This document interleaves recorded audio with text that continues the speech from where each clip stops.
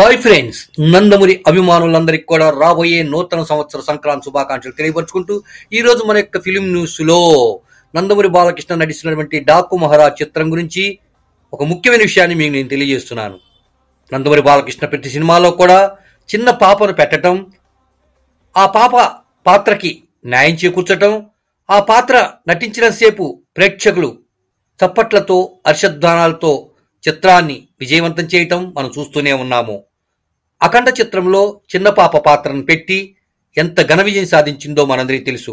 ఆ తర్వాత వచ్చినటువంటి భగవంత్ కేసరి చిత్రంలో కూడా చిన్న పాపను పెట్టడం, పాపకి ఒక పాటను పెట్టడం, ఆ పాట ఎంత ఘన విజయం సాధించిందో, ఆ చిత్రం ఎన్ని రికార్డులను తిరగరాసిందో కూడా మనందరికీ తెలుసు.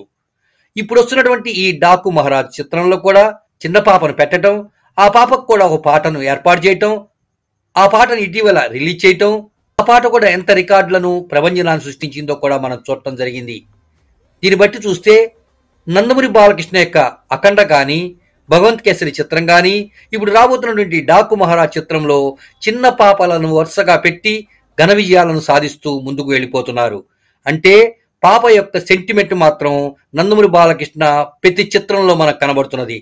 మరి ఈ డాకు మహారాజ్ చిత్రంలో కూడా పాప సెంటిమెంట్ వర్కౌట్ అవుతుందని, పాప పాత్రకి న్యాయం చేకూరుస్తారని, పాప పాత్రతో ఈ చిత్రం ప్రభంజనం సృష్టిస్తుందని సినీ వర్గాల వారు చర్చించుకుంటున్నారు, అంచనాలు వేసుకుంటున్నారు, రికార్డులను తిరగరాస్తుందని చెప్పేస్తున్నారు.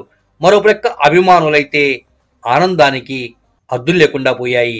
పండగ చేసుకుంటున్నారు, పాలాభిషేకాలు చేసేస్తున్నారు, టపాకాయలను కాల్చేస్తున్నారు. మరి డాకు మహారాజ్ చిత్రం ఎంత ఘన విజయం సాధిస్తుందో జనవరి 12వ తేదీన తెలుసుకుందాం. అంతవరకు మన నందమూరి అభిమానులందరికీ కూడా నూతన సంవత్సర సంక్రాంతి శుభాకాంక్షలు తెలియపరచుకుంటున్నది మా మహానంది టీవీ.